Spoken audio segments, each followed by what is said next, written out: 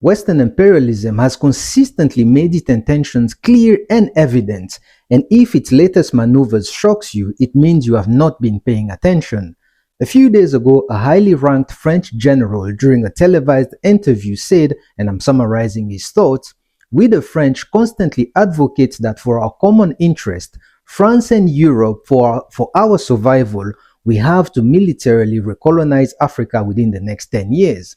Now, Western elites always like to justify their actions to their people, even if it means lying to them through their propaganda machine, and here it is.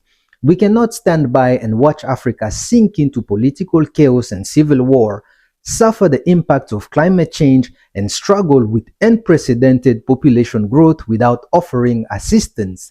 Then, the cherry on top, China and Russia cannot offer durable solutions to African problems."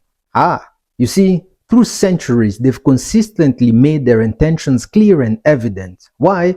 Well, the world economy has a significant dependence on Africa's mineral resources, but above all, some countries' dependence on Africa is a matter of survival, a matter of staying relevant in the world stage. They are turning pale as they witness the flow of green being tampered with, and they see their decline on the dark continent through the whiteness of their eyes. However, some of their leaders who have also participated in the looting of Africa knew these times would come, but they never imagined it would be this soon. Even in a million years, they would have never thought it would be this humiliating, losing their grips on the African continent. I mean, you have to wonder, there are 27 member countries in the European Union, but why is it always the French elite who keep leading in this obsession about Africa? They are always trying to force themselves into African problems.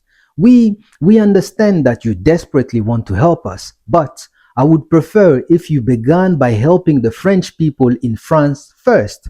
I mean, the Gilets jaunes were out in the street for years, and we saw how violent you could get with your own people who were asking for basic rights. But unlike the French elite, I do not wish to get involved in French personal problems. Those who have built their entire economy on theft and kept leeching off Africa like there was no tomorrow are the same ones who are making too much noises right now.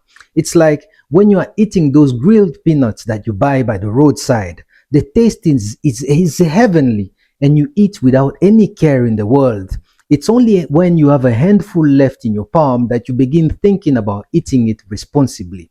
Unfortunately, as many Africans know, at that point, it's already too late. Let's be clear, I am not bothered by what Western elites through their imperialist machine decide to say or do, because it's none of my problem. They are in this game to win, and they will do anything in their power to protect their interest, and by any means necessary. Even though I keep an eye on their moves, my main focus is African leadership. Because now that we know, what are we going to do about it? Are we going to help accelerate the decline, or are we going to try to empty the ocean with a teaspoon by trying to prevent what is meant to happen anyways? We, ni nini?